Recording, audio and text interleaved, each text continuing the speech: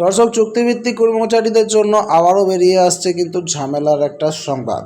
যে ঝামেলা তাদেরকে পোহাতে হচ্ছে। প্রথমত আপনাদেরকে জানিয়ে রাখি, সামনেই লোকসভা ভোট 2024-এর যে ইলেকশন, সেখানে নির্বাচন কমিশনার বা ইলেকশন কমিশনার পরিষ্কারভাবে জানিয়ে দিয়েছেন কোনো প্রকার চুক্তিভিত্তিক কর্মচারীরা কোনো রকম ডিউটি করবে না ইলেকশনে। যেখানে সিভিক ভলেন্টিয়ার, ভিলেজ পুলিশরাও সুযোগ পাবে না কোনো রকমভাবে। ওখানে ডবল নির্দেশ দেওয়া আছে, ইউনিফর্ম পরেও সুযোগ পাবে না তারা, আর ইউনিফর্ম ছাড়াও সুযোগ পাবে না কাজ করার। তার সঙ্গে সঙ্গে আগের 3 দিন পরের একদিনও কাজ করতে পারবে না। আবার চুক্তিভিত্তিক স্তরের যে সমস্ত কর্মচারী আছেন, সরকারি কর্মী, তাদেরও কিন্তু ইলেকশন ডিউটিতে কাজ করতে নিষেধ করা হয়েছে। তার সত্ত্বেও কি হয়েছে আপনারা জানেন, সমস্ত চুক্তিভিত্তিক কর্মচারীদেরকে ট্রেনিং দেওয়া হচ্ছে কাজ করার জন্য। আসলে একটা স্টেটে ভোট করা ছেলেখেলা ব্যাপার নয়। কর্মচারী পাবে কোথায়? চুক্তিভিত্তিক কর্মচারী ছাড়া আছে কতজন কর্মচারী যারা এই ভোটটাকে পুরোপুরি কমপ্লিট করতে পারবে? সেই হিসেবে এসডিও, বিডিও, বিভিন্ন অফিসাররা বাধ্য হচ্ছেন চুক্তিভিত্তিক কর্মচারীদেরকে কাজে নিতে। সেই জায়গায় কিছু কিছু চুক্তিভিত্তিক কর্মচারী আগেই হলফনামা দিয়ে বিডিওর কাছে জানিয়েছিল যে আমরা যতক্ষণ না স্থায়ী হারে বেতন পাচ্ছি, স্থায়ী কর্মীর মর্যাদা পাচ্ছি, ততক্ষণ আমরা স্থায়ী কর্মীর কাজ করব না, অর্থাৎ ইলেকশন ডিউটি করব না। কারণ চুক্তিভিত্তিক কর্মচারীদের ইলেকশন ডিউটি করার কথা নয়।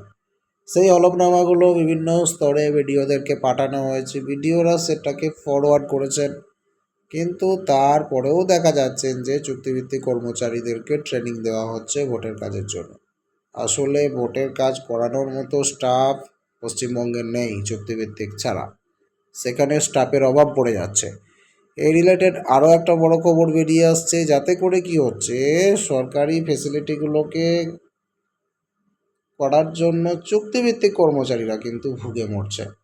কারণ তারা তো বেতন খুব সামান্য পায়। এইটা একটা ভোটের ডিউটির যে বাড়তি বেতন, সেটাও খুব সামান্য। তার সঙ্গে সঙ্গে এই যে রিস্ক, এই যে ভয়, এই সমস্ত ব্যাপারগুলো থেকে যায়। চুক্তিভিত্তিক কর্মচারীদেরকে অনেক সময় আরও দাবিয়ে রাখা হয়, একটু চাপে রাখা হয়, ভয়ে রাখা হয়, এই বিষয়টা থেকে যায়। আবার একটা বড় খারাপ খবর বেরিয়ে আসছে, আপনাদেরকে একবার দেখাবো। দেখুন, আপনাদের অনলাইন পোর্টাল থেকে দেখাই, সংবাদপ্রতিদিন.in। আপনাদেরকে বলতে হবে না এটা কত বড় পশ্চিমবঙ্গের রিনাউন্ড নিউজ পেপার। এদের ফিজিক্যাল পেপারও আছে। আপনারা হয়তো সংবাদ প্রতিদিন পড়ে থাকেন, আজকেও যদি পড়ে থাকেন দেখতে পাবেন যে CPM files complaint to EC alleging use of contractual employees for training despite ECI's order. ভোটের কাজে চুক্তিভিত্তিক কর্মীদের ব্যবহার, তৃণমূলকে নিশানা করে কমিশনে অভিযোগ সিপিএমের। কলকাতায় মুখ্য নির্বাচন আধিকারিক আরিজ আফতাবের সঙ্গে দেখা করে অভিযোগ জানিয়েছেন রবীন দেব, শ্রমিক লাহিড়ীরা। বিষয়টা এটাই যে কেন চুক্তিভিত্তিক কর্মচারীদের কাজে লাগানো হবে, সেই নিয়ে যে একটা নালিশপত্র এখানে বলছে অস্থায়ী এবং চুক্তিভিত্তিক কর্মীদের ভোটের কাজে ব্যবহার করা যাবে না। লোকসভা ভোটের নির্ঘণ্ট প্রকাশের পরেই সেই নির্দেশ দিয়েছিলেন নির্বাচন কমিশন। দেশের মুখ্য নির্বাচন কমিশনার রাজীব কুমারই সে কথা জানিয়েছিলেন, কিন্তু সেই নির্দেশ না মেনে বাংলায় ভোট প্রশিক্ষণের কর্মশালায় চুক্তিভিত্তিক কর্মীদের দিয়ে কম্পিউটার ব্যবহার সংক্রান্ত প্রশিক্ষণ দেওয়া হচ্ছে বলে অভিযোগ তুলল সিপিএম। তা নিয়ে সিপিএমের এক প্রতিনিধি দল কমিশনের দ্বারস্থ হয়ে অভিযোগও দায়ের করেছে।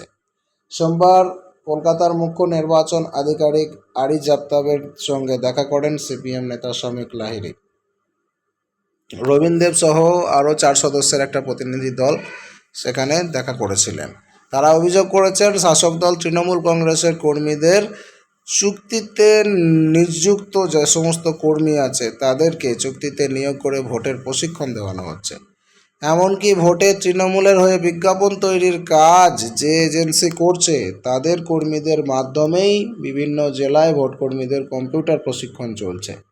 এদিন পূর্ব মেদিনীপুরের অতিরিক্ত জেলা শাসক জেনারেলের বিরুদ্ধেও কিন্তু তৃণমূল কংগ্রেসের হয়ে কাজ করার অভিযোগ করেছে সিপিএম। বাস, অটোর মতো গণপরিবহনে নির্বাচনী হোর্ডিং লাগানো হচ্ছে বলেও কিন্তু অভিযোগ শ্রমিক লাহিড়ীদের। সিপিএমের বক্তব্য, বিধি অনুযায়ী বাণিজ্যিক কোনো যানে ভোটের প্রচার করা হলে সেই বাস বা অটোর উপার্জনকে নির্বাচনী ব্যয় হিসেবে ধরা উচিত, কিন্তু লাগিয়ে দেওয়া হচ্ছে। বাসেতেও কিন্তু ভোটের প্রচার হিসেবে বিজ্ঞাপন লাগিয়ে দেওয়া হচ্ছে। সুষ্ঠুভাবে ভোট পর্ব সম্পন্ন করতে এবার কমিশন একাধিক পদক্ষেপ কিন্তু গ্রহণ করেছে। সরকারি কর্মীদের ভোটের কাজে লাগানো নতুন ব্যাপার নয়, তবে সরকারি সংস্থায় যেসব অস্থায়ী বা চুক্তিভিত্তিক কর্মী রয়েছেন তাদের ভোট প্রক্রিয়ায় ব্যবহার করা যাবে না বলে আগেই ঘোষণা করা হয়েছিল। কিন্তু সিপিএমের অভিযোগ হচ্ছে যে কমিশনের সেই নির্দেশকে না মেনে পশ্চিমবাংলায় এর বাইরে কাজ করা হচ্ছে এবং তার নেপথ্যে তারা বাংলার শাসক দল তৃণমূলকেই দায়ী করছে। যদিও সিপিএমের এই অভিযোগের পরিপ্রেক্ষিতে নির্বাচন কমিশন কী পদক্ষেপ নিতে চলেছে সেটা এখনও জানা যায়নি, তবে খুব শীঘ্রই জানা যাবে। চুক্তিভিত্তিক কর্মচারীরা আদতে কাজ করবে কি না এই অভিযোগের ভিত্তিতে নির্বাচন কমিশন কি ডিসিশন নেবে সেটা আপনাদের জানাবো। অবশ্যই চ্যানেলটিকে সাবস্ক্রাইব করে সঙ্গে থাকবেন যাতে করে কোনো আপডেট আপনাদের মিস না হয়। ধন্যবাদ।